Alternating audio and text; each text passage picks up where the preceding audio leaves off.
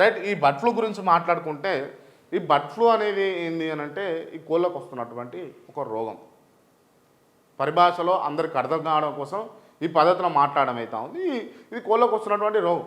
ఈ కోళ్ళకు వస్తున్నటువంటి రోగం కారణంగా కోళ్ళు తినకుంటే అంటే ఎక్కువ చికెన్ ఎక్కువ తింటుంటారు కదా అందరు కూడా. సో చికెన్ తినకుండా ఈ చికెన్ను దాదాపు 70 నుంచి 100 డిగ్రీ సెల్సియస్ అంటే ఉష్ణోగ్రతల వేడి చేసి తింటే ఏం కాదట. ఈ అంశాన్ని డాక్టర్లే చెప్తా ఉన్నారు. దాంట్లో ఉన్నటువంటి రోగానికి కారకమయ్యేటటువంటి ఏదైతే వైరస్ ఉంటుందో అది పూర్తి స్థాయిలో చచ్చిపోతుంది. దానివల్ల ఇబ్బంది ఉండదు. 70 నుంచి 100 డిగ్రీల మధ్యలో వేడి చేసి తినొచ్చునట ఆ చికెన్.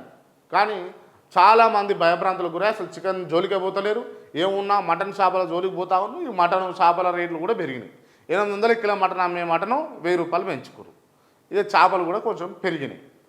సో ఇది నడుస్తూ ఉంది. బర్డ్ ఫ్లూ వల్ల మరీ భయభ్రాంతులు కావాల్సినటువంటి అవసరం అయితే లేదు.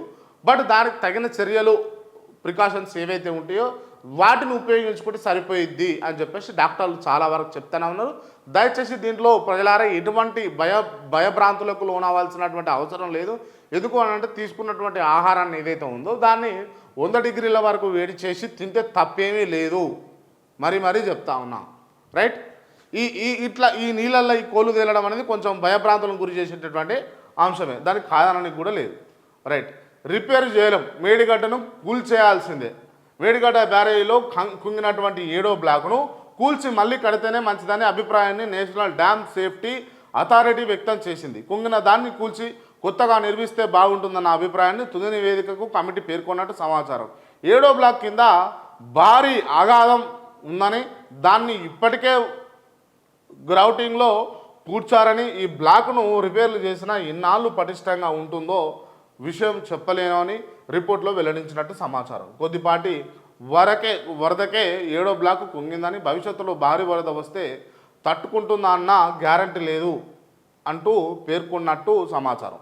బ్యారేజ్ కట్టిన ప్రాంతంలో నది వెడల్పు ఒక్కసారిగా కుంచుకుపోయినట్టు ఉంటుందని ఫలితంగా భారీ వరద వస్తే తన్నుకొచ్చేటటువంటి ప్రమాదం ఎక్కువేనని నివేదికలో ఉన్నటువంటి సమాచారం. రైట్. నేను ఈ మేడిగడ్డ బ్యారేజ్ గురించి ఒక 2 నిమిషాలు మాట్లాడతా ప్రజలారా. ఎందుకు అనంటే